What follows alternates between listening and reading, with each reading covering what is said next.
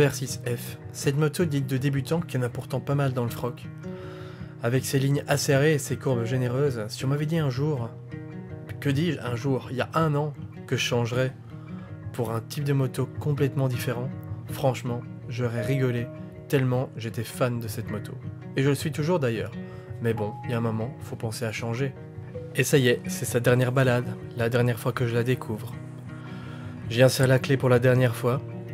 Je presse sur le start. Ah, ce son. Qu'est-ce qui va me manquer celui-là? C'est pas tout ça, mais quand faut y aller, on l'enjambe et on est parti. On voit une concession là au loin.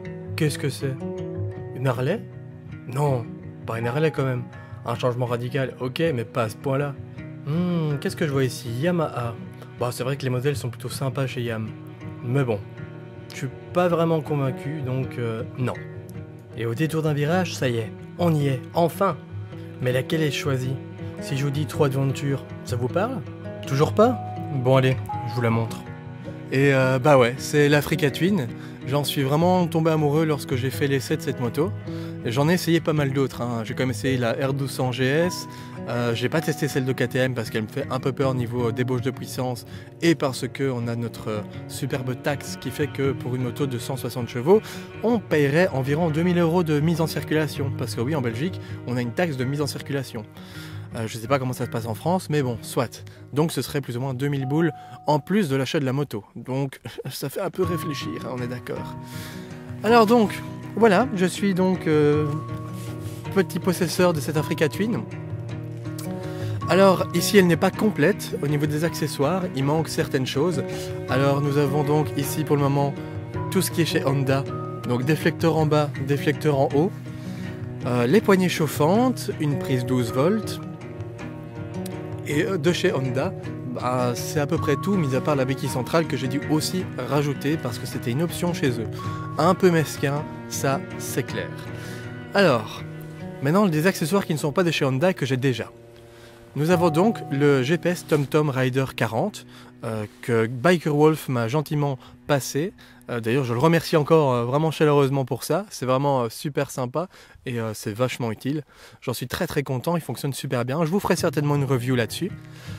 Alors en plus, j'ai aussi la petite caméra de chez Sena, dont le test viendra prochainement aussi. S'il passe mois-ci, le mois prochain très certainement, parce que je commence à avoir assez d'images que pour pouvoir vous faire un test bien approfondi et dans les règles de l'art.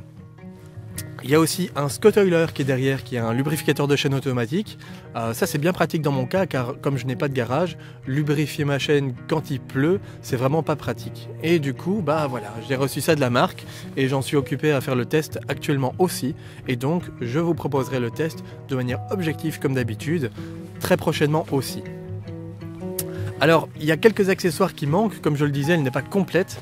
Alors au niveau des accessoires qui manquent, déjà on a les arceaux de protection de chez Touratech qui vont arriver, donc le haut et le bas. Et alors aussi la platine JV qui va arriver prochainement pour accueillir mon top case, parce que bon, un top case c'est quand même super pratique.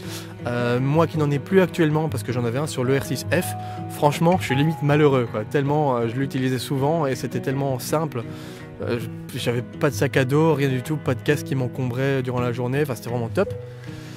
Bref, ça va arriver très prochainement, on espère. Et alors aussi la bulle haute qui va arriver prochainement. Alors c'est soit Touratech s'ils sont assez rapides et s'ils respectent leur délai, ou alors peut-être bien celle de chez JV, la Airflow. Alors honnêtement, elle est dégueulasse, franchement elle n'est pas très jolie du tout. Par contre à ce qui paraît, elle est super efficace avec leur système de Venturi, ça fonctionne du tonnerre à ce qui paraît. Donc moi qui roule quand même beaucoup, ce serait peut-être un confort d'avoir cette bulle plutôt que celle de Touratech. Enfin bon, bref. En attendant, de toute manière, c'est celle de Touratech qui est censée arriver. Donc on verra, j'espère juste qu'elle me conviendra niveau de la taille et de la protection au vent. Bah écoutez, je pense qu'ici on a fait le tour de la petite machine.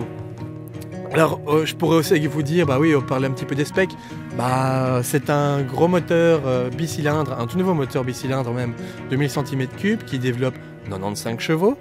Alors c'est pas une débauche de puissance, mais franchement, 95 chevaux avec le couple qu'elle a, il n'y a vraiment pas besoin de plus. C'est vraiment un plaisir, elle envoie franchement du bois.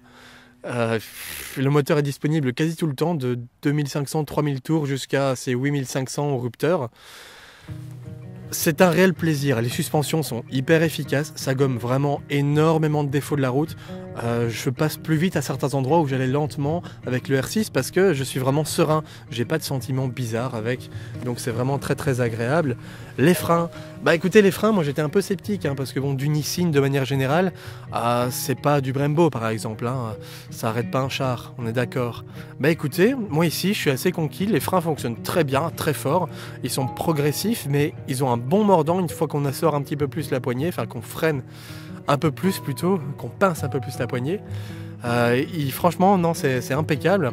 Alors l'ABS en plus est déconnectable à l'arrière, pas à l'avant, mais à l'arrière. Donc pour le TT, c'est vraiment impeccable. Il y a un traction control dessus, en plus de l'ABS.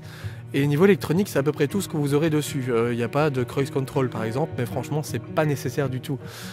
Donc le traction control est désactivable très facilement grâce à une petite gâchette. On peut le faire même en roulant, donc ça c'est vraiment génial. Ne pas devoir s'arrêter pour changer ça, c'est vraiment top. Par contre pour l'ABS arrière, il faut s'arrêter.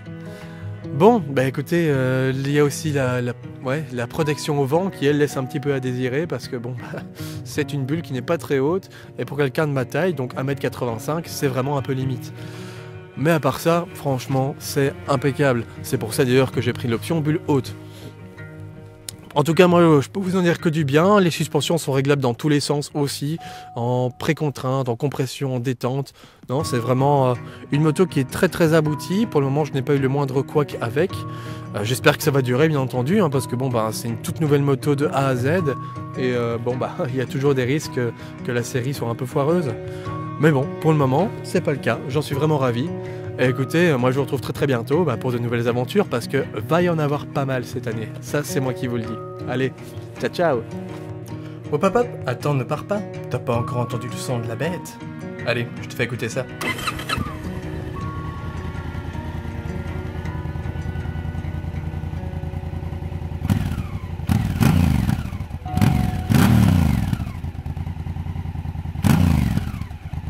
Et ça y est, cette fois-ci c'est la bonne, la vidéo est bel et bien terminée.